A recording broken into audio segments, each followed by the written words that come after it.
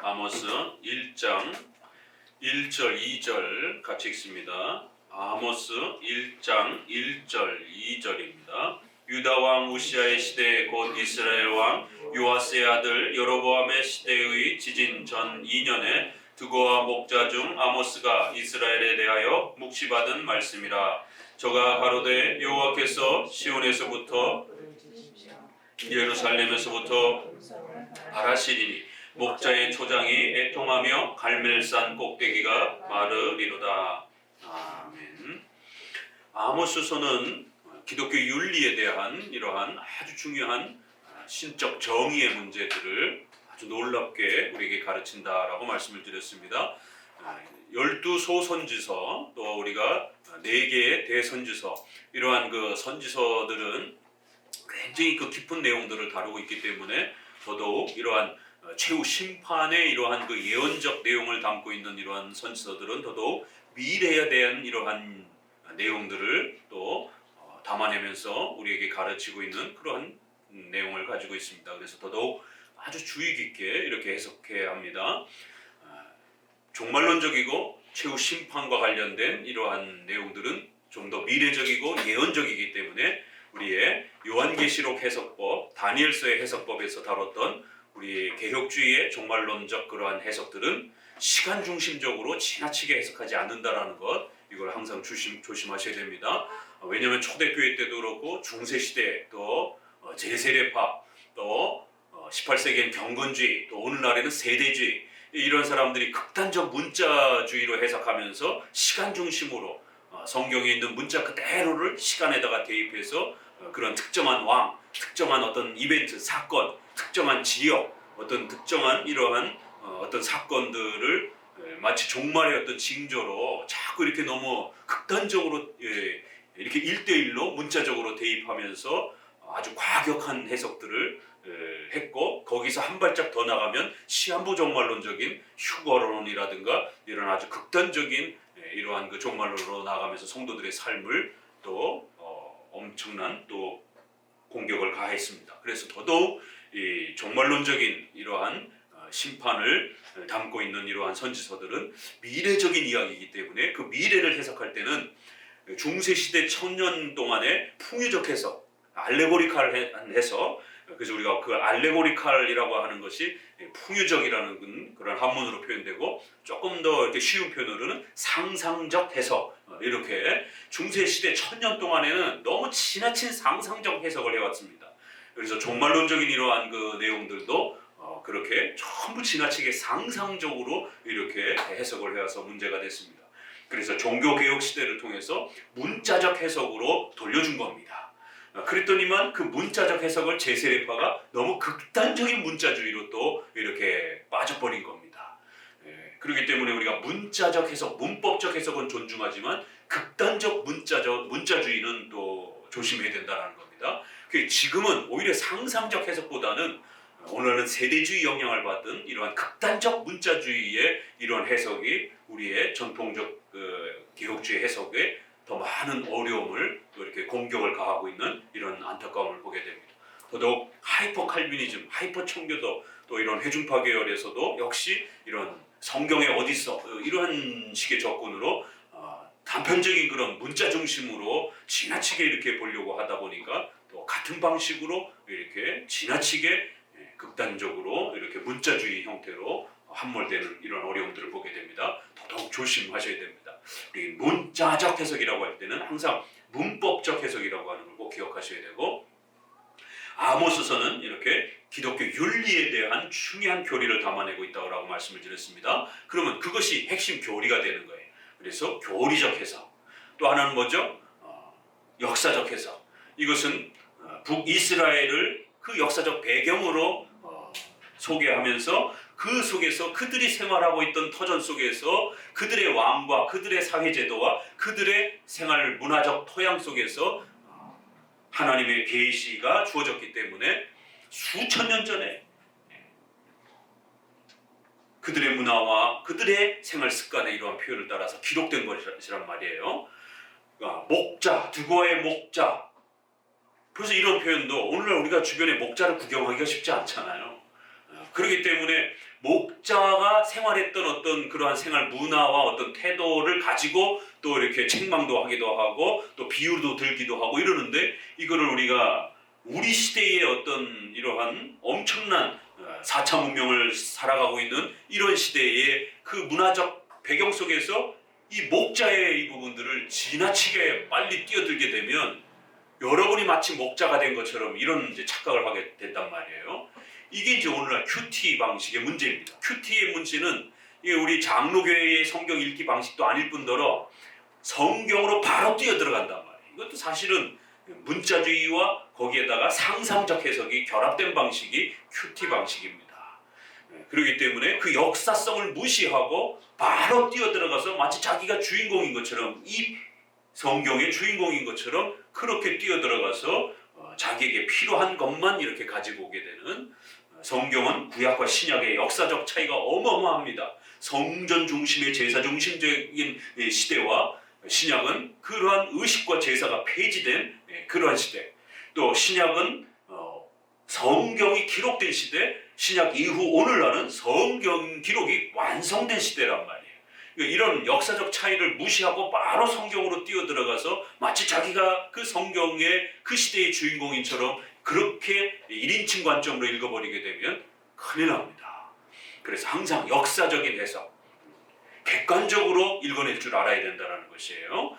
그래서 문법적 해석, 역사적 해석, 또 그 다음에 교리적 해석, 그리고는 이제 종말론과 관련된 그러한 최후 심판을 배경으로 하면서 이렇게 끌고 가고 있기 때문에 이런 종말론에 대한, 미래에 대한 부분들은 우리가 시간 중심적으로 지나치게 해석하지 아니하고 우리는 교리 중심으로 점층 반복법 형태로 해석한다고 그랬습니다. 꼭 기억해 두시기 바랍니다. 종말론과 관련해서는 반복적인 점층법 이런 형태, 점층적으로 뒤로 갈수록 더 내용이 확대가 되는, 그러면서 반복해주는 반복적 점층법이라는 거, 점층적 반복법이라고 해도 되고 반복적 점층법이라고도 이렇게, 그래서 시간 순서대로 어떤 그 예언과 어떤 그 사건을 계속 연속성으로 이렇게 지나치게 어떤 인물과 사건을 해석하면은 안 됩니다.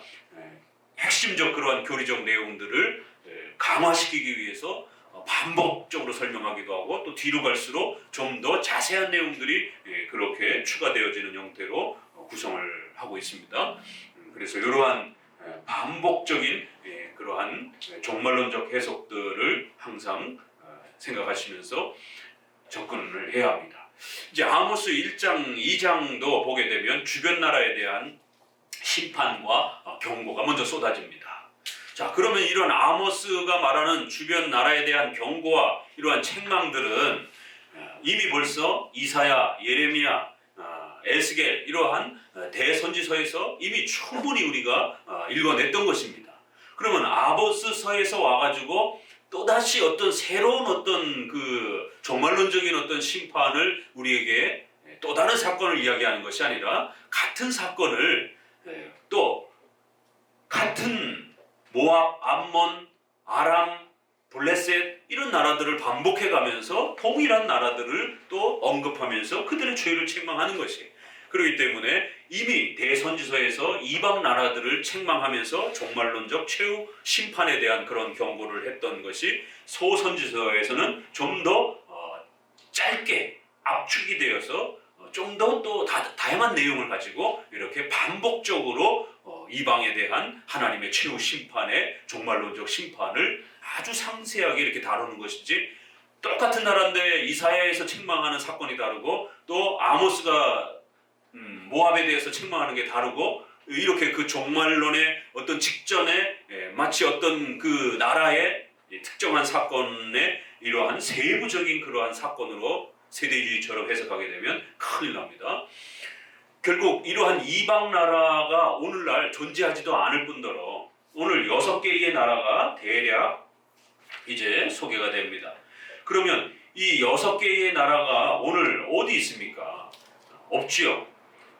아람, 또 블레셋, 두로, 에돔, 암몬, 모압이라고 하는 6개의 나라가 책망되고 있습니다. 이건 바로 이스라엘, 당시 북이스라엘의 BC 700년, 800년 시대에 바로 그들 주변에 살던 적대 국가들을 언급하는 것이지 오늘날 암몬이 어디입니까? 그러니까 세계주의자들은 오늘날 암몬은 뭐 중국이다, 러시아다 이렇게 지적하면 안 된다라는 것입니다. 어디에도 아람이 중국이다라고 이렇게 해석할 근거가 없는 것입니다. 그거는 목회자 본인의 주관적인 그러한 판단일 뿐인 것이. 그럼 러시아가 없던 2000년 전에는 1000년 전에는 그러면 누구라고 해석할 것입니까? 그러면 그때는 뭐 오스만 제국이라고 해석할 겁니까? 그러면 그 나라 다 없어졌어요. 그럼 오늘 우리 시대에는 중국이라고 해석하면 중국이 없었던 나라는 청나라, 당나라 이런 옛날에는 그럼 어떻게 해석할 거냐? 이게 해석이 안 맞는다라는 겁니다. 그렇기 때문에 지나치게 이렇게 어떤 특정한 나라와 사건과 왕의 이런 부분들을 문자적으로 대입하는 게 아니라 기본적인 종말론적인 그러한 하나님의 심판의 엄중함을 이러한 종말론적 교리를 반복적으로 더 확대해서 이렇게 책망해 가는 것입니다. 자, 아모스서는 이제 앞부분에서 이렇게 윤리를 책망하기 위해서 신자들의 윤리적 부패와 타락도 책망하시지만 또 불신자들의 윤리와 그들의 부패성에 대해서도 또 동시적으로 책망하는 것입니다. 하나님은 온 우주 만물의 심판자이시기 때문에 신자건 불신자건 간에 십계명에 위배되는 그런 모든 하나님의 뜻을 위배되는 모든 그런 악행들에 대해서 하나님은 전부 다 살피시고 그 모든 것들을 심판하시겠다라고 그렇게 경고하는 것입니다. 자, 이제 우리가 이러한 소선지서에서 소개하는 다양한 심판에 대한 이러한 그 이야기들은 대선지서에서 이미 다뤘기 때문에 대선지서를 한번 보도록 합니다. 이러한 최후 심판, 하나님의 창조주로서의 심판자로서의 이러한 권능, 이것은 이미 앞부분에서 충분히 다룬 겁니다. 이사야 13장을 먼저 봅니다. 이 최후 심판의 하나님의 엄중한 심판을 우리가 보기 위해서는 앞서 다루었던 이사야를 통해서 먼저 그 핵심을 정리하고 갑니다. 이사야 13장 1절을 보면은요, 아모스의 아들 이사야가 바벨론에 대하여 받은 경고라 이러면서 바벨론에 대해서 책망을 합니다. 오늘 아모스서는 바벨론에 대해서는 언급은 안 해요. 그렇죠? 왜 그러냐면 이제 시간적으로 이렇게 이사야보다 훨씬 앞서 있기 때문에 아직 바벨론은 등장도 하지 않은 나라이기 때문에 아모스서는 현재의 지금 주변의 이스라엘을 괴롭히는 나라에 집중되어 있는 겁니다. 그러나 이 바벨론을 하나님이 책망하시겠다라고 하는 5절을 보니까 그 바벨론은 여호와와 그 진노의 병기라는 거예요. 하나님의 심판의 도구들이라는 거예요. 북이스라엘을 하나님이 심판할 때는 아시리아를, 이방 나라 아시리아를 사용해서 북이스라엘을 멸망시켰습니다. 아시리아에 대해서는 막대기다, 하나님의 회초리다 이렇게 표현합니다. 어떠한 나라든지 하나님의 계획과 작정과 섭리 안에 다 있다라는 거예요.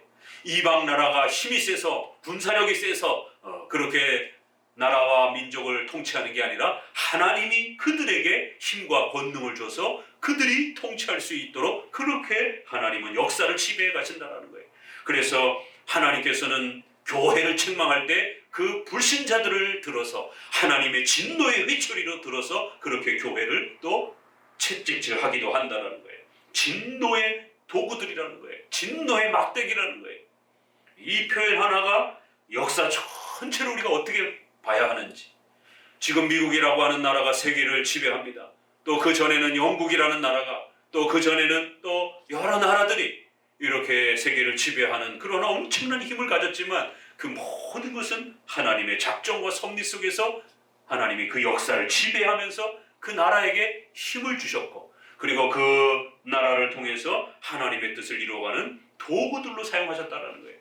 이렇게 최후 심판의 주인이신 하나님이 온 세상을 다스리시고 하나님의 계획에 따라 그렇게 일으키시기도 하고 또 책망하셔서 멸하시기도 하시는 이러한 창조주, 주인이시요 심판주라고 하는 것이 바로 이러한 종말론 심판에 있어서 가장 중요한 교리입니다. 핵심 교리입니다.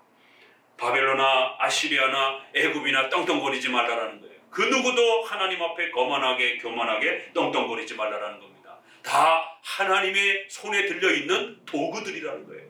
하나님의 진노의 병기들이라는 거예요. 막대기라는 거예요. 회초리라는 거예요. 하나님이 쓰시고자 하셔서 그렇게 잠깐 부귀영화를 준 그러한 나라들이라는 거예요. 또 하나님이 멸하시면 언제든지 또 그렇게 없어지는 겁니다. 이사야 45장으로 넘어가 봅니다.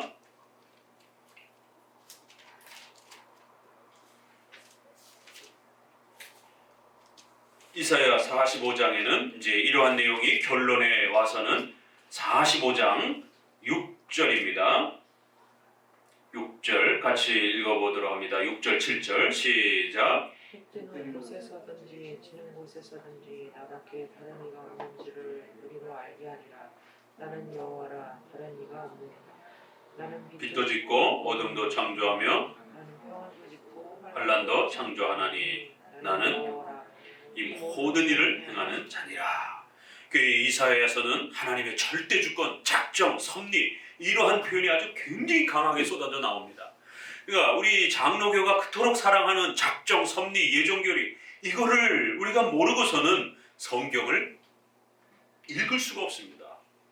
더더구나 선지서는 이런 하나님의 작정, 섭리, 주권 이런 가르침들이 아주 어마어마합니다. 결국 우리로 하여금 이 세상의 주인이 누구이신가? 이 온 세상의 역사는 어떻게 만들어져 가는가? 시간은 어떻게 흘러가는가? 또 저와 여러분은 어떻게 태어나고 어떻게 존재하고 어떻게 또 그렇게 이 세상에서 사라져 가는가? 이런 모든 역사의 시작과 종말은 하나님이 결정한다는 거예요. 그래야 하나님께서는 이런 모든 세상 역사들을 세우기도 하고 또 그들을 통치하기도 하고 또 그들을 없애기도 한다는 거예요. 나밖에 참된 신이 없다라는 것을 온 만방에 그렇게 가르친다는 거예요. 나는 빛도 짓고 어둠도 창조하며 평안도 환난도 그 모든 것이 하나님의 신적 작정과 계획 속에서 이루어진다는 거예요.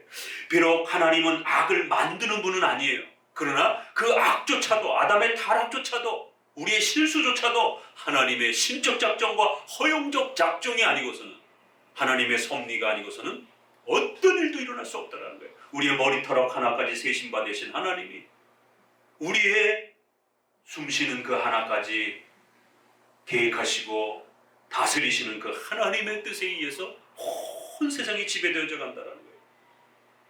소선지서, 대선지서는 바로 이러한 신앙관을 우리에게 세계관을 먼저 정립해 주려고 합니다. 이러한 하나님의 절대 주권적인 역사관, 이러한 인생관, 이러한 가치관은 자칫 잘못하면 늘 알미니안주의자들이 비난하는 것처럼 하나님이 온 세상을 그렇게 다 지배해? 그럼 인간은 허수아비야? 인간은 아무것도 안 해도 되는 거야? 인간은 나태해지고 게을러져도 되는 거야? 그리고 도덕적 윤리와 이러한 부분들은 더 책임이 인간에게 나태해지도록 그렇게 만드는 그런 위험한 교리가 되지 않겠는가? 이러면서 인간의 책임을 더 강조하는 방식으로 그렇게 설교해야 된다라는. 그러나 우리 장로교는 인간의 책임이 아무리 중요하다 할지라도 전 역사와 우리 인생 전체를 지배하는 하나님의 절대 주권적인 그 작정과 신적 결정과 하나님의 섭리 통치에 대한 이런 강력한 신관을 먼저 소개해 줘야 된다는 거예요. 그래야 신앙이 바로 잡힌다는 겁니다. 그래야 성도들의 건강한 윤리적 결단과 또 도덕적인 선에 대한 열심들이 회복되어지고 만들어져 갈 수 있다는 거예요. 이게 바로 신앙관의 차이입니다. 그래서 이사야서는 이렇게 나는 빛도 짓고 어둠도 환난도 고통과 이러한 수많은 이 땅에 일어나는 이해할 수 없는 수많은 이러한 일들조차도 우리 인간의 생각으로는 이해되지 않는다 할지라도 그 모든 건 하나님의 계획 속에서 일어난다는 것입니다. 그래서 여러분들도 이 하나님의 절대 주권과 작정, 섭리를 이제 처음 막 듣기 시작하고 배워가려고 하게 되면 인간의 이 못된, 이 어리석고 무지한 인간의 이 마음 때문에 이러한 교리를 듣게 되면, 이러한 설교, 장로교의 설교를 듣게 되면 어떤 생각이 먼저 확 들어오는지 아세요? 그래, 그러면 핑계대도 되겠네? 이런 인간의 이러한 어리석음과 무지함 때문에 하나님의 절대 주권을 잘 의지하고 소유하고 살아가는 게 얼마나 위대한 것인지를 잘 이해를 못하다 보니까 핑계댈 것부터 먼저 생각하는 거예요. 아 그래 그럼 난 아무것도 안 해도 되네? 이런 핑계거리, 자신의 어떤 책임을 회피하려고 하는 그런 어떤 못된 이러한 심리가 먼저 작동이 됩니다. 왜요? 인간의 이 부패 때문에. 그래서 여러분이 이 장로교의 작정과 주권, 섭리 교리를 배우다 보면 처음에는 신기해서 야 이거 배워봐야 되겠다, 참 독특하다 이러면서 이제 처음엔 조금 위로도 되고 이러면서 이제 열심히 배우려고 하는데 갑자기 여러분의 삶 속에 어떤 질병이 생겼어요. 어떤 사고가 생겼어요. 어떤 경제적인 어려움이 발생이 됐어요. 그럼 어떤 생각이 들어오는지 아세요? 지난번에 목사님이 하나님의 절대 주권, 섭리 이거 가르쳐 주셨는데 그러면 내 생에서 일어나는 모든 선한 일, 또 어려운 일, 환난도, 또 어둠도 이런 모든 일들이 내 실수조차도 하나님의 계획과 섭리 속에서 일어난다고 그랬는데 그럼 하나님이 왜 나의 인생 속에 자꾸 이런 질병을 허락하시는 것이지? 왜 나의 인생에 이런 어려운 재정적 어려움들을 자꾸 주시는 것이지? 하나님의 절대 주권을 하나님을 오해해서 원망하는 쪽으로 먼저 생각하는 거예요. 내 자신의 책임을 회피하는 쪽으로 왜 하나님 이렇게 하시지? 왜 하나님 이런 걸 오히려 도와주시지 않고 왜 자꾸 이런 걸 허락하시지? 이 모든 일들이 하나님으로부터 오는 거라며. 그럼 왜 이런 일들을 하나님 나한테 자꾸 허락하시는 것이지? 왜 자꾸 나에게 이런 일을 주시는 것이지? 그러니까 옛날에는 이건 우연일 거야. 이건 어쩌다 보니까 이거 내가 잘못해서 이런 일이 벌어진 거야. 내가 세상에 그런 권력과 힘이 없어서 이런 어려움을 처한 거야. 이렇게 생각했다라면 이제 장로교에서 하나님의 절대 주권, 작정, 섭리 이런 걸 이제 자꾸 배우다 보면 이제 생각의 사고관이 이렇게 조금씩 바뀌어갑니다. 그런데 그 초입에 어떤 어려움이 찾아오게 되면 사탄이 욥기서처럼 질병과 재난과 이런 것들을 또 확 뿌려놓습니다. 그러면 왜 하나님은 내가 열심히 하려고 하는데 자꾸 나에게 이런 어려운 상황들이 자꾸 발생이 되지? 좋은 일로 나를 도와주셔야 되는데 왜 자꾸 이런 어려움들이 찾아오지? 그 모든 것을 하나님의 통치와 역사 속에서 보는 건 좋은데 그 잘못되어져 있는 것처럼 느껴지는 그 마음을, 나에게 불편해지는 그 느낌을 하나님께 원망하는 방식으로. 왜 하나님 이걸 나에게 허락하시지? 왜 이걸 하나님이 나에게 주시지? 나 이거 굉장히 힘든데? 이거 안 주셨으면 좋겠는데? 이러한 책임을 회피하고 또 하나님이 그걸 주신 것에 대해서 불평하고 싫어하고 원망하는, 그러니까 하나님이 주신다는 것까지는 이제 신앙관이 어느 정도 형성이 된 거예요. 그러나 조금 더 깊이 들어가야 하나님께서 그 알 수 없는 환난과 어둠과 이런 모든 것까지 하나님께서 우리에게 창조하시면서 우리 인생 가운데 그거를 행하시는 그 위대한 하나님의 계획이 있단 말이에요. 그 계획의 그 더 깊은 부분들을 신뢰하면서 견디면서 뚫고 가야 되는데 아직까지는 이제 거기까지의 신앙이 안 되다 보니까 왜 자꾸 이런 어려운 일이 주어지지? 왜 자꾸 하나님이 이런 자꾸 힘든 일을 나에게 자꾸 줄까? 이런 이제 불안함들이 찾아오는 겁니다. 그래서 반복적으로 이러한 성경 말씀들을 통해서 하나님께서는 환난도 어둠도 이런 모든 부분들을 하나님이 원하시는 만큼 여러분의 인생 속에서 얼마든지 허락하실 수 있고 얼마든지 계획하실 수 있고 눈물 젖은 빵을 먹게 하셔서 성장케 하실 수 있다는 거예요. 좋은 길들로만 인간이 성장하지 않는다는 겁니다. 고생과 어려움과 고통들을 경험하면서 인간은 지혜도 생기고 또 남을 이해하고 또 남을 어려운 사람들을 배려할 줄 아는 배려심도 생기게 되고 이런 다양한 인격적인 성장이 이루어집니다. 세상 사람들도 알아요. 하물며 크리스천들은 얼마나 더 인격적으로 이러한 연단을 통해서 훈련돼야 되겠습니까? 그래서 하나님은 얼마든지 그런 아픔과 눈물 젖은 그러한 시간들을 우리의 인생 속에 허락하신다는 거예요. 그리고 이것도 하나님이 주셨겠구나 라고 하면서 이거 좀 힘든데 안 주셨으면 라고 하는 이런 원망과 불평과 또 무책임한 그런 어떤 마음이 이제 스물스물 찾아오려고 하는 그럴 때에 다시 한번 이런 가르침들을 읽어내면서 그러한 우리의 연약한 마음들을 밀어내면서 하나님께서 더 큰 계획과 목적을 가지고 반드시 하나님의 계획과 영광을 위하여 우리 인생 전체와 인류 역사 전체를 지배해 가실 것이다라고 하는 강력한 신뢰감이 더 차곡차곡 쌓여야 그러한 무책임에 대한 마음, 또 원망과 불평에 대한 마음이 확 밀어낼 수 있습니다. 나밖에 다른 이가 없는 줄, 오직 하나님만이 우리 인생의 주인이요 하나님이 모든 역사의 주인이라는 것을 우리가 철저히 깨닫고 느끼고 신뢰하고 받아들이고 그것을 의지하고 살아가도록 그렇게 만들어 주시기 위해서 이러한 역사들을 펼친다. 우리 주변에도 지금 이러한 전쟁으로 인해 얼마나 또 어려움과 힘든 시간들을 보내고 있습니까?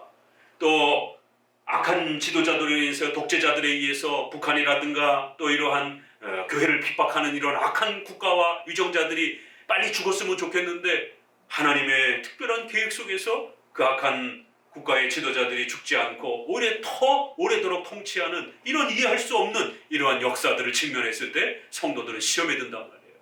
그 속에 살아가면서 신앙생활하는 성도들은 얼마나 더 힘겹겠냔 말이에요.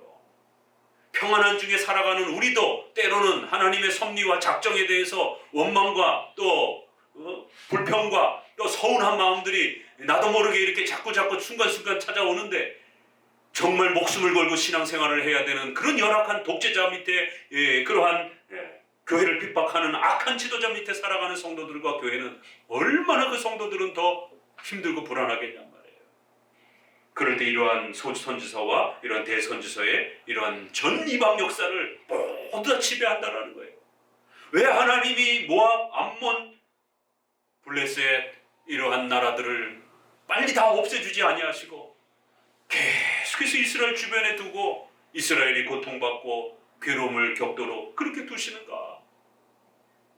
이스라엘 백성들 입장에서도 그 신비로운 하나님의 역사를 때로는 이해할 수도 없고 때로는 힘들어서 불평도 하기도 하고 그럴 때에 이사야서를 통해서 뭐라고 말합니까? 그들은 하나님이 사용하는 막대기들이라는 거예요. 하나님이 사용하시는 도구들이라는 거예요. 하나님이 없애려면 얼마든지 없앨 수 있다는 거예요. 그럼 왜 안 없애시는가? 하나님의 계획이 있기 때문이라는 거예요.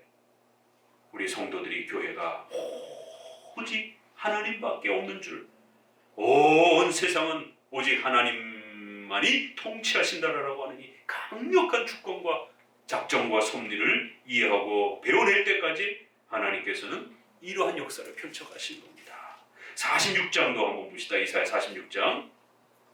앞으로 여러분이 소선지서에서 만나는 이방 나라에 대한 심판은 항상 이 기초 교리로부터 출발해야 됩니다. 하나님의 작정과 섭리로 온 세계를 지배하신다라는 것. 이방 왕들은 하나님이 허락하지 않으면 손 하나 까딱할 수 없다라는 것. 이런 강력한 신관으로 우리 자신을 무장하고 또 우리의 마음을 채워가야 되는 겁니다. 46장 9절입니다. 같이 읽습니다. 너희는 옛적 일을 기억하라. 나는 하나님이라 나 외에 다른 이가 없느니라. 나는 하나님이라 나 같은 이가 없느니라. 내가 또 정말을 처음부터 구하며 아직 이루지 아니한 일을 옛적부터 보이고 이루길 나의 뜻이 설 것이니 내가 나의 모든 기뻐하는 것을 이루리라. 11절 내가 동방에서 독수리를 부르며 먼 나라에서 나의 노래 뜻을 이룰 사람을 부를 것이라. 말하였은즉 반드시 이룰 것이요 경영하였은즉 반드시 시행하리라. 동쪽에서 사나운 그러한 국가와 나라들을 하나님께서 불러오는 것도 그 다 하나님의 뜻이 있어야만, 하나님의 허락이 있어야만이 그렇게 이방 나라가 쳐들어올 수 있다는 거예요. 여기에서도 나 외에는 다른 이가 없다라는 것을, 나 같은 이가 없다라는 것을 오직 삼일체 하나님만이 유일한 절대 주권자요 온 세상을 창조하신 주님이시요 온 세상을 심판하시는 심판주라고 하는 이 강력한 하나님의 작정과 섭리의 이 교리를 우리 성도들이 배워낼 수 있도록 하나님은 주변의 이방의 악한 나라들을 사용하신다는 거예요.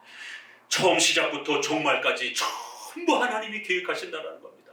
이 세계가 시작된 것도 마지막 종말이 올 그 거대한 시점까지, 또 한 나라의 국가가, 작은 나라가 발전하면서 거대한 국가로 성장하고 멸망해가는 것까지, 또 여러분의 인생이 언제 태어나고 어떻게 자라가고 어떻게 이제 이 세상을 떠나고 다시 주님께로 갈 것인지 그 모든 것은 하나님의 뜻 가운데서 그렇게 이루어질 것이다. 나의 모든 기뻐하는 것을 하나님이 이루실 것이다라는 거예요. 하나님이 계획하셨은즉 경영하였은즉 반드시 성취될 거라는 겁니다. 이게 역사라는 겁니다. 이게 인생이라는 거예요. 그래서 아모스서는 이제 시작하자마자 주변 6개의 나라들 이스라엘을 둘러싸고 있는 자 북쪽에서부터 지도 다시 한번 그려보세요. 자 북쪽에 아람 지역이 있습니다. 아람 지역 요 옆에 왼쪽으로 이렇게 바닷가 쪽에 두로와 시돈이 있어요. 그리고는 그 위에 북쪽 꼭대기에 아람, 그리고 모압, 암몬, 그리고 에돔 남쪽으로, 그리고 이쪽으로 바닷가 쪽에는 이제 블레셋, 이렇게 해서 아주 포위가 이렇게 됐죠. 이렇게 이방 나라들로. 자 그러면서 이제 이 6나라들을 아주 호되게 책망을 하면서 또 2장에 가서는 남유다와 이스라엘까지 하나님 앞에서 올바르게 행동하지 못한 십계명을 어긴 하나님의 뜻인 윤리적인 이러한 뜻인 기준인 십계명을 어겼을 때 어떤 책망과 벌을 받을 수 있는지에 대해서 아주 엄중히 책망하면서 이방 나라들은 지옥의 심판의 이러한 형태로 벌을 받을 것이고 이스라엘 백성들은 비록 지옥의 이런 심판은 아니라 할지라도 아버지와 같은 회초리로서 아주 엄중하게 또 책망받을 것이다라는 거예요. 우리 신자들도 비록 지옥에 다시 떨어지는 건 아니지만 우리 신자들이 십계명의 이러한 기독교 윤리의 이러한 하나님의 뜻을 어기고 거역하고 불순종하면서 살게 될 때에는 이 땅에 살아있는 동안 하나님의 회초리를 엄중하게 맞을 것이다라고 또 그렇게 경고하는 것입니다. 자 아모스서로 이제 돌아와서 저가 가로되 여호와께서 시온에서부터 부르짖으며 예루살렘에서부터 음성을 발하실 것이다 그러면서 이러한 하나님이 목자가 되셔서 온 나라를 호령하듯이 하나님의 호통치는 목소리가 이스라엘부터 출발되어 온 세상에 그렇게 외쳐질 것이다라는 거예요. 3절을 같이 읽어봅니다. 여호와께서 가라사대 다메섹의 서너 가지 죄로 인하여 내가 그 벌을 돌이키지 아니하리니 이는 저희가 철 타작기로 타작하듯 길르앗을 압박하였습니다. 내가 하사엘의 집에 불을 보내리니 베나닷의 궁궐들을 사르리라. 내가 다메섹 빗장을 꺾으며 아웬 골짜기에서 그 거민을 끊으며 벳에덴에서 홀 잡은 자를 끊으리니 아람 백성이 사로잡혀 길에 이르 이런 여호와의 말씀입니다. 예. 처음에는 다메섹 이렇게 표현하면서 아람 지역을 먼저 책망을 합니다. 그러면 이러한 내용들은 열왕기 상하, 사무엘 상하와 연결해서 항상 읽어야 됩니다. 왜냐하면 여기는 아주 짧게 한 3-4절 안에 이 암몬이 어떤 죄를 범했는지 또 이스라엘에게 어떤 폭행을 행했는지에 대해서 이렇게 역사서라고 우리가 이야기하는 사무엘상하, 열왕기상하, 역대상하 이런 부분을 우리가 역사서라고 얘기를 합니다. 거기에 좀 더 자세하게 소개가 되어 있어요. 그러나 이제 여기서 우리가 간략하게 요약만 해서 아람의 핵심 도시가 다메섹이기 때문에 다메섹의 서너 가지 죄로 인하여 3과 4를 종말론에서 굉장히 즐겨 사용합니다. 삼일체는 3을 뜻하고 사방, 우리는 죽을 사자를 해서 싫어하지만 이스라엘 백성들은 사자를 굉장히 좋아합니다. 왜냐하면 동서남북 전체를 하나님이 지배하신다. 이럴 때에 하나님의 작정을, 섭리를 하나도 빠짐없이 온 세상 만방을 하나님이 다 보고 계신다. 다 살피신다. 다 다스린다. 이럴 때 사방에서 바람이 불어온다. 사방에서 천사가 바람을 붙잡고 있다. 요한계시록에 이제 이런 표현들이 나오는 겁니다. 사자 굉장히 이스라엘 백성들은 좋아합니다. 완전 숫자예요 다. 그러니까 3개, 4개의 죄만 책망한다 이런 뜻이 아니라 너희들의 죄 모든 부분들을 하나님이 전부 헤아리고 감찰하시고 조사하시고 다 기억하고 있다. 다 보고 있다. 이제 이런 표현이 훨씬 강한 겁니다. 어떤 죄를 범했느냐면 그러한 죄들에 대해서 그 벌을 하나님이 돌이키지 아니하고 반드시 책망하고 형벌을 내릴 것이다라는 거예요. 요게 이제 계속해서 반복이 됩니다. 8번이나 반복이 됩니다. 하나님이 반드시 벌을 내리고 벌을 내릴 것이다라는 것. 결코 그 벌을 취소하지 않을 것이다라는 것. 하나님의 심판이 얼마나 무서운 것인지를 이런 반복법, 시편의 리듬을 운율처럼 이렇게 후렴구처럼 반복적으로 매 나라마다 그렇게 반복해가면서 책망을 합니다. 철타작기로 타작하듯이. 그러니까 이제 이런 게 역사적 해석을 해야 돼요. 이제 저희 세대만 해도 이 타작기로 타작하는 거를 봤어요. 근데 이제 40대 아래로 가면 좀 그런 농경 생활들을 보지 못했기 때문에 낯설 겁니다. 이렇게 뱅뱅뱅뱅 돌아가면서 이게 볏짚을 이렇게 나라를 터는 이제 이런 부분, 또 고대 농경사이다 보니까 이렇게 또 발로 밟는 또 그러한 타작기, 이런 부분들. 그 다음에 또 소가 쟁기를 메고 이렇게 가다 보면 이 쇠고랑 같은 걸로 밭을 매잖아요. 그럴 때 이제 이게 힘이 약하면 사람이 거기 이제 올라타가지고 무게를 더 가하면 깊이 파여지잖아요. 이제 이런 이제 어떤 농사법을 이제 이렇게 이야기하면서 마치 이렇게 타작기를 또 이런 어떤 농경 기구를 사람이 발로 막 지져 밟아야 그게 이제 그 농사의 어떤 그 사용이 되는 것처럼 철 타작기로 타작하듯이 타작기를 강력하게 이렇게 힘을 가해가지고 이렇게 곡식을 털고 또 이렇게 농사를 짓는 것처럼, 그러니까 그게 얼마나 강력한 힘이 가해지겠습니까? 그러니까 이 비유는 다메섹이 길르앗은 이스라엘의 이런 그 전통적인 표현입니다. 이스라엘 백성들을 길르앗이라고 하는 도시 이름으로 또 그렇게 많이 표현합니다. 이스라엘 백성들을 그렇게 아주 폭력적으로 괴롭히고 공격하고 이스라엘의 곡식들을 빼앗아가는 철타작기로 그렇게 강력한 힘을 아주 짓눌러가지고 농사를 짓듯이 그렇게 이스라엘 백성들을 아주 막 지져밟는 이러한 폭행을 저질렀다는 거예요. 하나님이 가만두지 않겠다는 거예요. 교회를 핍박한 이러한 죄들에 대해서, 교회를 핍박한 그런 악한 국가와 악한 위정자들 하나님이 가만두지 않겠다는 거예요. 오늘날 아람은 없어요. 그렇죠? 그러나 그 죄의 본질은 동일하게 남아있다는 거죠.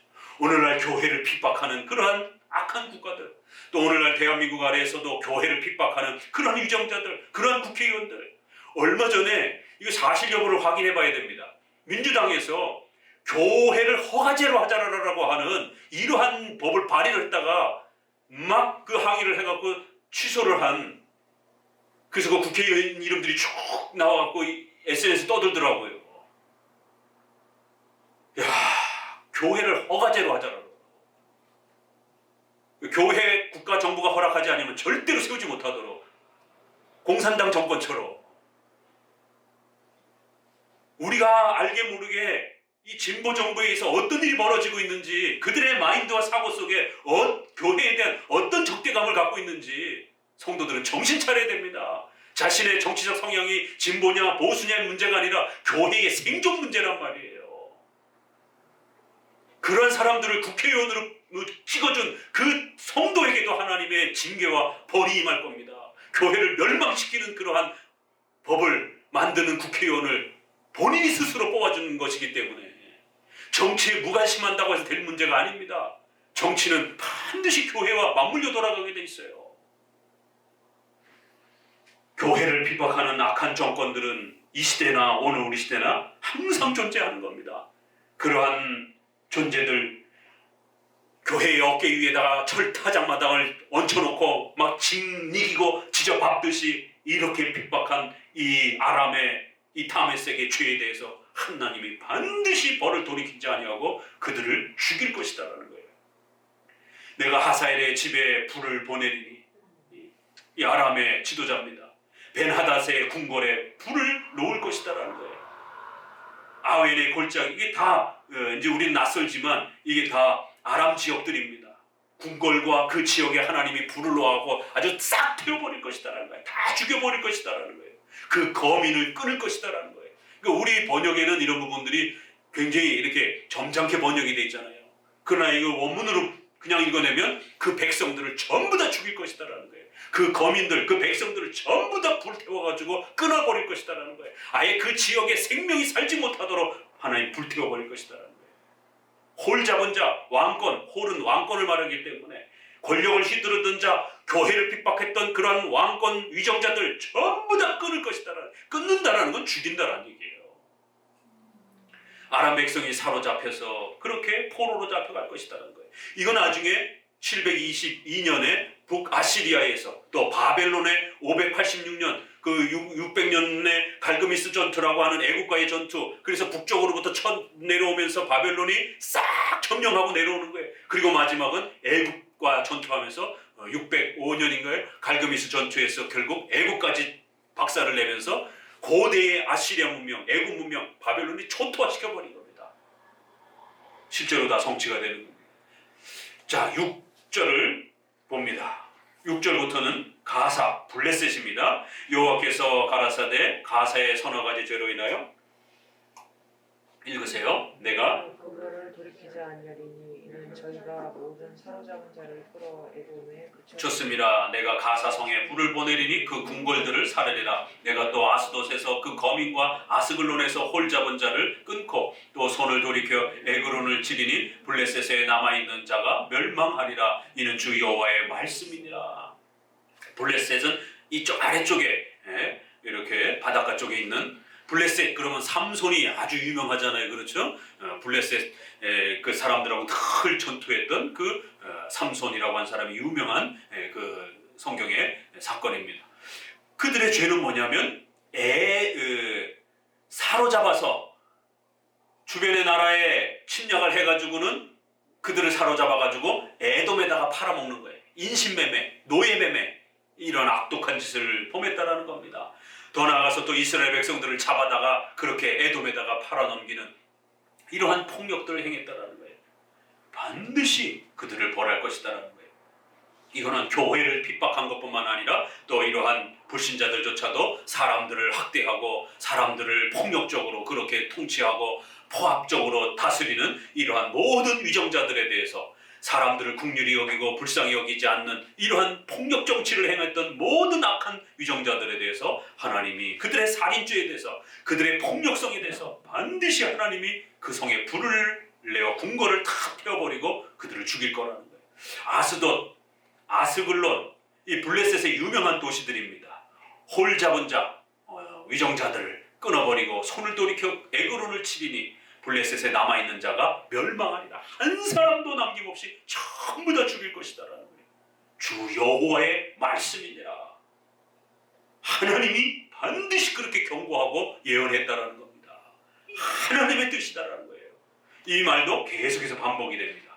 이거는 단순한 그러한 그 선지의 말이 아니라 하나님이 계획하신 여호와의 명령이라는 거예요. 9절을 또 읽어봅니다. 두로 나오고 북쪽에 바닷가 쪽에 있는 나라 두로를 읽어봅니다. 여호와께서 가라사대 두로의 서너 가지 죄로 인하여 내가 그 벌을 돌이키지 아니하리니 이는 저희가 그 형제의 계약을 기억지 아니하고 모든 사로잡은 자를 에돔에 붙였음이라. 내가 두로 성에 불을 보내리니 그 궁궐들을 사르리라. 두로는 어떤 나라냐면 꼭 기억해 두세요. 열왕기하 16장 31절에 보게 되면 이세벨이 나옵니다. 두로, 시돈 이렇게 물려 있는데 예수님도 두로와 시돈을 이렇게 언급합니다. 두로와 시돈 이렇게 같이 맞붙어 있는 나라예요. 시돈의 에빨의 딸 이세벨 이렇게 나옵니다. 이세벨이 누구죠? 북쪽의 가장 악독한 왕 누구예요? 북쪽의 가장 악독한 왕 아하방. 아하방의 부인이에요. 아하방이 이스라엘 여인과 결혼하지 않고 이방 여자랑 그렇게 결혼한 겁니다. 여기서부터 출발부터 잘못된 거예요. 바로 시돈 사람 에빨의 딸 이세벨을 아내로 맞이해서 그렇게 결혼을 했습니다. 그래서 두로와 시돈의 이런 온갖 우상 숭배를 신전을 다 가져다가 북이스라엘에다가 뿌리기 시작한 거예요. 그리고는 그게 남쪽에까지 유대에게까지 영향을 끼치고 그 이세벨의 딸이 누구예요? 아달랴. 그 아달랴가 남쪽으로 시집 와가지고 여호사밧의 며느리가 되는 거예요. 남북이 전쟁을 하면서 결국 위기에 처했을 때 이 아달랴가 다윗의 정통 적자들 아들들을 손자들을 싹 죽여버립니다. 그리고 남쪽에서 가장 악독한 여왕으로 등장을 하는 거예요. 유일한 여왕 한 사람. 남북을 통틀어서 유일한 여왕 하나가 등장을 합니다. 아달랴. 권력을 독차지하기 위해서 자기 배에서 난 아들이 아닌 다른 자녀들을 전부 다 죽인 거예요. 자기 배에서 난 아들이 전쟁터에서 죽어버리자 결국에는 자기가 통치를 하려고 다윗의 족통 가문에서 났던 이러한 손주들을 싹 죽여버리고 본인이 왕권을 지배하면서 그렇게 통치하는 거예요. 그럴 때에 요시아라라고 하는 어린 족통 다윗의 가문의 자녀를 결국 그 누이가 숨겨가지고 도망을 가는 겁니다. 겨우겨우 살려내는 것이에요. 이런 열왕기의 이러한 역사들이 여기랑 이렇게 또 이렇게 겹쳐보면 이 두로, 시돈, 이세벨의 그러한 고향의 이러한 시돈과 두로, 이세벨의 이러한 사건을 두로는 꼭 기억하셔야 됩니다. 서너 가지째 형제의 계약을 기억하지 아니하고 사로잡은 자를 에돔에 넘겼습니다. 여기도 또 인신매매, 노예, 또 이러한 계약을 망가뜨리고 이러한 상식적이고 합법적인 그런 계약들을 막 엉망진창으로 이렇게 막 자기들의 이익에 따라서 그렇게 밥 먹듯이 이렇게 손바닥 뒤집듯이 그렇게 뒤집고 온갖 그러한 욕심과 욕망에 사로잡혀서 그렇게 노예와 인신매매를 일삼던 이런 폭력적 이런 행위들 반드시 하나님 앞에 벌을 받을 것이다라는 거예요. 11절 같이 읽어봅니다. 여호와께서 가라사대 에돔의 서너 가지 죄로 인하여 내가 그 벌을 돌이키지 아니하리니 이는 그 형제를 쫓아가며 긍휼을 버리며 노가 항상 맹렬하며 불을 끝없이 품었습니다. 내가 대만에 불을 보내리니 보스라의 궁궐들을 사르리라. 여기도 에돔은 기억하셔야 됩니다.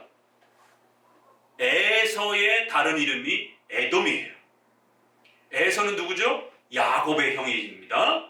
이삭의 아들 에서와 야곱 이렇게 등장을 할 때 바로 에서는 형이지만 우리가 예정론 때 배웠잖아요. 엄마 뱃속에 있을 때부터 하나님이 이스라엘 백성들은 장자에게 그 모든 권한이 넘어가는데 장자임에도 불구하고 에서를 하나님이 버리고 야곱 동생인 야곱을 하나님의 백성으로 택해서 그렇게 모든 권세를 물려주는 것을 보게 됩니다. 바로 그 에서가 이 남쪽 지방으로 이스라엘의 그 예루살렘을 떠나서 밑에 지방으로 이렇게 쭉 내려가서 결국 거기서 거처를 정합니다. 사막과 또 이런 높은 산에 이러한 곳에 바위산에 거하기 때문에 거기가 붉은 이런 주로 바위산이기 때문에 붉다, 빨갛다 이렇게 해서 에돔이라는 이제 이러한 그 별명이 붙여집니다. 그래서 에서의 후손들을 에돔이라고 이렇게 표현합니다. 그러니까 야곱 가문하고는 전통적으로 어찌됐든 거슬러 올라가면 형제 집안이잖아요. 그런데 오히려 주변 나라들을 동원해가지고 주변 나라들과 협공을 해가지고 이스라엘 백성들을 공격하고 칼로 그 형제를 쫓아가며 그렇게 이스라엘 백성들을 죽이고 핍박하고 그리고 이스라엘 백성들을 주변 나라가 잡아갖고 포로로 인신매매로 노예로 잡아오면은 또 그렇게 사고 이런 포악들을 저질렀다라는 거예요. 그 칼로 형제를 죽이며 쫓아가서 그 형제를 핍박하는 그 노가 항상 맹렬하여 불을 끊임없이 그렇게 품었다라는 거예요.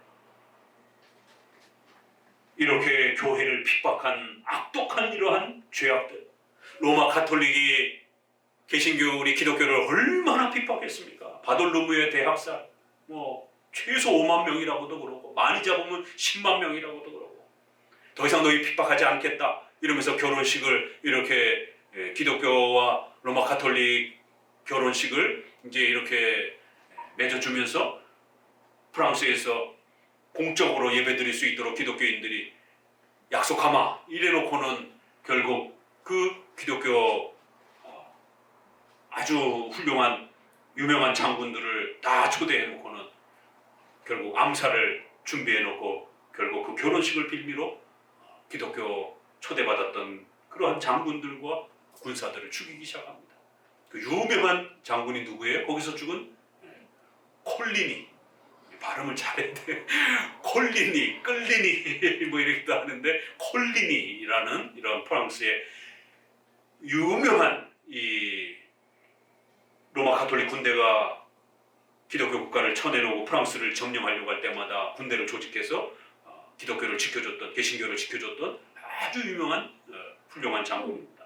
결국 그 결혼식에 결국 초대됐다가 암살되어서 죽임을 당하고 프랑스가 급격히 기독교 세력이 축소되면서 결국 다른 지역들은 프로테스탄트가 특별히 개혁교회들이 더욱 왕성해 가져갔지만 프랑스는 결국 그 사건을 전후로 해서 1559년에 제일 먼저 프랑스 신조를 발표하고 프랑스 총회를 세느강 그 건너편, 세느강 저쪽이 궁궐이에요.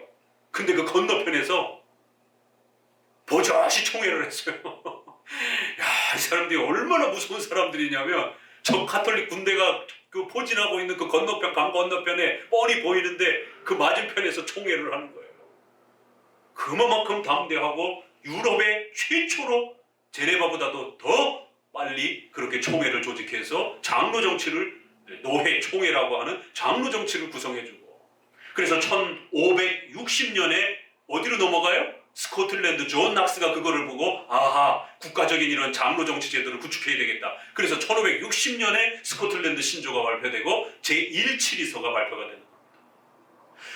그러자 또 벨직 신조 1561년에 네덜란드 지역의 벨기에라고 지금 하는, 예전엔 벨기아라고 이렇게 표현도 한 벨직 신조가 만들어지고 1563년에 스위스 쪽에서 제2 스위스 신조, 이러면서 프랑스 총회의 영향을 받아가지고 그렇게 그 몇 년 사이에 신조와 총회가 구성이 되는 이런 엄청난 영향력을 주도했던 나라가 프랑스 칼빈의 그 후손들인, 칼빈의 후배들인, 제네바에서 와서 아카데미에서 공부하고 칼빈에게서 공부하고 그리고 자기 고향 프랑스로 돌아가서 강력하게 장로교회를 구축하고 또 젊은이들을 모아서 그 꼴리니 장군 같은 분들은 그렇게 또 군대를, 크리스찬 군대를 조직해서 가톨릭 군대가 절대로 함부로 할 수 없는, 왜 못 쳐들어오고 왜 못 죽였겠어요? 세네강 건너편에서 그 꼴리니 장군의 그 군대가 막강하니까 함부로 쳐들어오지 못한 거예요.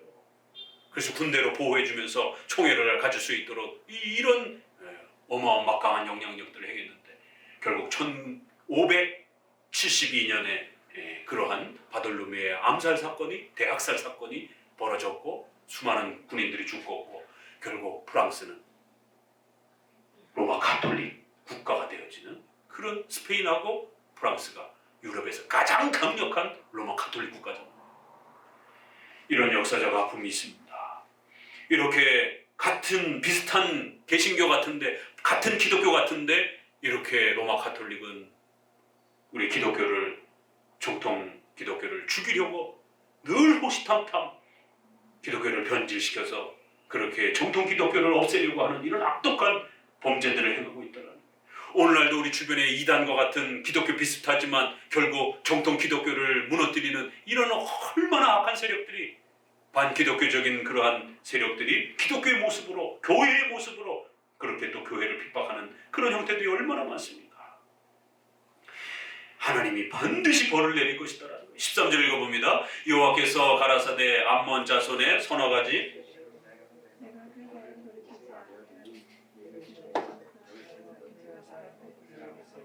길르앗의 아이벤 여인의 배를 갈랐습니다. 내가 라빠성을 불을 놓아 그 궁궐들을 사르되 전쟁의 날에 외침과 회리바람 날에 폭풍으로 할 것이며 저희의 왕은 그 방백들과 함께 사로잡혀 가리라. 이는 여호와의 말씀이니라. 여기에 암몬의 죄악은 어떻게 소개가 됩니까?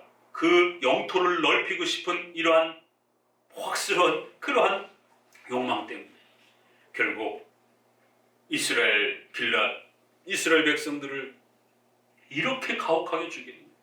암몬, 모압도 전통적으로 형제 집안들입니다. 왜냐하면 암몬, 모압은 어디서부터 출발돼요? 꼭 기억하셔야죠. 이들의 선조와 조상은 누굽니까? 바로 롯, 아브라함의 조카 롯. 소돔과 고모라가 멸망할 때 결국 아브라함의 기도에 의해서 롯이 구출을 받습니다. 결국 딸 둘과 롯이 구출이 됩니다.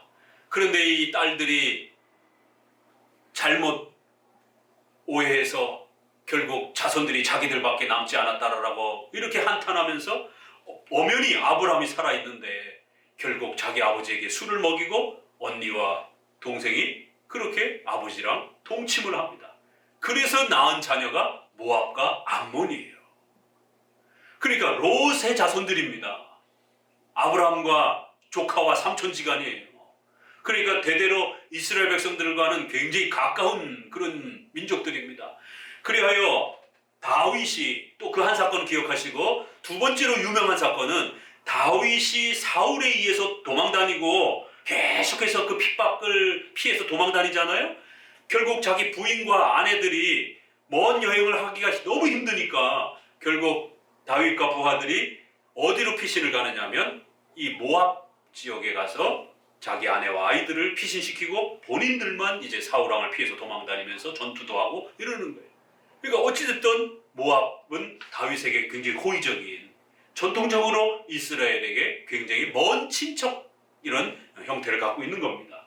그런데 세상에 더 가까이 더 이렇게 이해해주고 보살펴줘야 될 모압, 암몬이 세상에 쳐들어와서 길르앗의 아이벤 여인의 배를 갈랐다는 거예요. 얼마나 참혹한 일이. 이거 하나 볼까요? 성경 열왕기하 8장 12절. 이게 이제 연결해서 이제 우리가 봐야 되는데 하나만 좀 보도록 합니다. 열왕기하 8장 12절. 그렇죠. 어떤 일이 일어났길래 이렇게 참혹한 짓을 왜 벌일 수가 있는가? 열왕기하 8장 12절. 엘리사가 나옵니다. 바로 엘리사가 예언하는 이 장면에 8장 11절부터 같이 읽어봅니다. 하나님의 사람이 저가 부끄러워하기까지 쏘아보다가 우니 하사엘이 가로되 내 주여 어찌하여 우시나이까? 대답하되 내가 이스라엘 자손에게 행할 모든 악을 내가 알미라. 내가 저희 성에 불을 놓으며 장정을 칼로 죽이며 어린아이를 메어치며 아이벤 부녀를 가르리라. 아이들을 부모가 보는 눈앞에서 산채로 패대기 쳐 죽이고, 더 참혹한 거는 임신한 여인들을 그렇게 배를 갈라서 여자도 죽이고 엄마도 죽이고 애도 죽이는, 이런 참혹한 짓을 더더구나 이스라엘과 가까운 친척벌인 이러한 암몬 자손이 이렇게 교회를 핍박하는 무지막지한 이런 폭행들을 저질렀다는 거예요. 앞서서 말씀드린 것처럼 에돔과 같이 이렇게 오늘날 교회를 핍박하는 악독한 이러한 자들, 교회를 짓밟으려고 하는 이러한 수많은 이러한 국가들, 교회를 이토록 짓밟는 이러한 여러 폭행들에 대해서 하나님은 가만두지 않겠다라는 거예요. 반드시 하나님이 그 성에 불을 놓아 전쟁의 날에 외침과 회오리 바람이 폭풍으로 그렇게 그들을 쓸어버릴 것처럼 완전히 한 사람도 남김없이 그들을 없애버리고 남겨진 사람들은 전부 다 포로로 그렇게 잡혀가서 고통받게 할 것이다라는 거예요. 여호와의 약속이라는 거예요. 하나님의 엄중한 경고라는 겁니다. 오늘 이제 아모스 1장을 보면서 특별히 6나라를 소개하면서 이사야 또 예레미야 에스겔에서 끊임없이 소개했던 이방 나라를 언급하면서 심판의 하나님의 무서운 경고를 소개하며 온 세계는 하나님이 작정하신 대로 섭리하시는 대로 그렇게 통치하고 다스린다라고 하는 하나님의 절대 주권적인 통치권을 이렇게 강조하는 중요한 배경으로 또 이렇게 삼았습니다. 그래서 아모스서에서도 역시 이제 6나라를 소개하면서 이 이스라엘을 괴롭혔던 이런 6나라들을 하나님이 어떻게 벌하실 것인지, 그들의 폭력과 악행들을 하나님이 전부 다 기억하고 계신다라는 것. 그래서 때가 되면 반드시 그들을 벌하실 것이다라는 것. 온 세계는 우연히 존재하는 게 아니라 하나님이 지배하시고 하나님이 통치하시고 다스린다는 것. 이 작정과 섭리, 하나님의 창조주, 하나님의 심판주 되심을 우리는 성경을 통해서 부지런히 읽어내야 됩니다. 그리하여 여러분의 마음속에도 여러분의 인생 전체를 머리카락 하나도, 우리 숨 쉬는 거 하나조차도 하나님이 허락하지 않으면 절대로 일어날 수 없다는 것. 우리 인생이 내 힘으로 사는 게 아니다라는 것을 철저하게 깨달을 수 있도록 오직 하나님 외에는 다른 신이 없다라는 것, 하나님 외에는 이 모든 역사를 지배할 수 있는 신이 없다라는 것, 여러분의 인생조차도 하나님이 그렇게 지배해 가신다라고 하는 강력한 이 절대 주권적 하나님의 심판주의 통치권을 호세아서는 강력하게 선언하는 것입니다. 오늘 우리가 또다시 아모스서를 통해서 이런 하나님의 작정과 섭리적 주권적 통치를 마음에 더 깊이 세워가시면서 강력한 신관을 붙들고 살아가시기를 주의 말씀으로 권면을 드립니다. 기도합니다.